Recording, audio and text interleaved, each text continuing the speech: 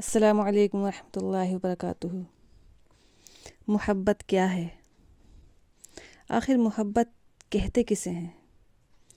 چلو پہلے دنیا کی ہی محبت کی بات کر لیتے ہیں۔ جب کسی سے محبت ہو جاتی ہے نا تو محبوب کی پسند ناپسند اپنی پسند ناپسند بن جاتی ہے، اور محبت میں انسان کیا کچھ کر گزرتا ہے۔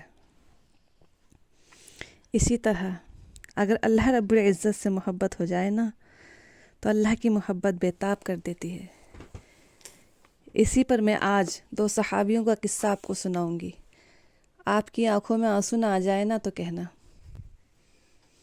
صحابہ کرام رضی اللہ تعالیٰ عنہ کے دلوں میں اللہ رب العزت کے ساتھ بے پناہ محبت تھی۔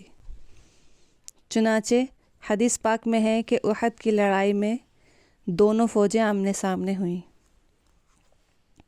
اگلے دن فائر کھلنا ہے، لڑائی شروع ہونی ہے، تو صحابہ رضی اللہ تعالیٰ عنہ آپس میں دوست ہیں، ایک حضرت سعد بن وقاص رضی اللہ تعالیٰ عنہ اور دوسرے حضرت عبداللہ بن حجش رضی اللہ تعالیٰ عنہ۔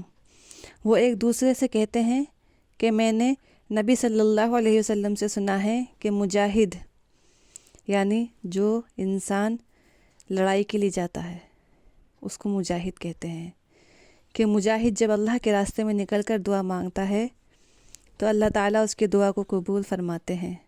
دوسرے نے کہا میں نے بھی سنا ہے۔ کہنے لگے کیوں نہ ہو میں دعا مانگتا ہوں، آپ آمین کہنا، اور پھر آپ دعا مانگے گا پھر میں آمین کہوں گا، ہماری دعائیں قبول ہو جائیں گی۔ ان کو اتنا پختہ یقین تھا۔ انہوں نے کہا بہت اچھا۔ چنانچہ دونوں ایک طرف کو گئے۔ حضرت سعد رضی اللہ تعالیٰ عنہ نے دعا مانگی، اے اللہ کل کو میرا مقابلہ دشمن کے کسی بڑے سے ہو، وہ مجھ پر اٹیک کرے، میں اس پر وار کروں، اے مالک ہمارا خوب مقابلہ ہو، بالآخر میں اس پر ایسا وار کروں کہ تیرے راستے میں اس کو قتل کر ڈالوں، اور دشمن کے کسی بڑے دشمن کو قتل کرنے کا اعزاز مجھے حاصل ہو اور مال غنیمت حاصل ہو۔ دوسرے نے کہا آمین۔ اب حضرت عبداللہ بن حجش رضی اللہ تعالیٰ عنہ کی باری تھی۔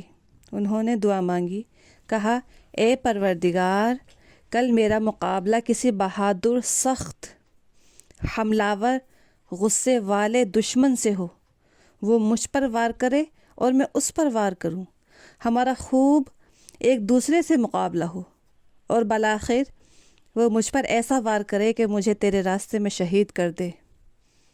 اے اللہ پھر وہ میری ناک کاٹ دے اور میرے کانوں کو کاٹ لے۔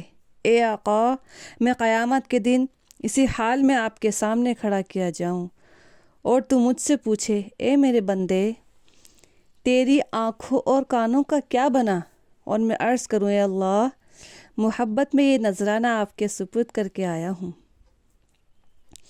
اندازہ لگائیے کہ محبت ان کو کس قدر اللہ رب العزت کی ملاقات کے لیے بے تاب کر دیتی تھی۔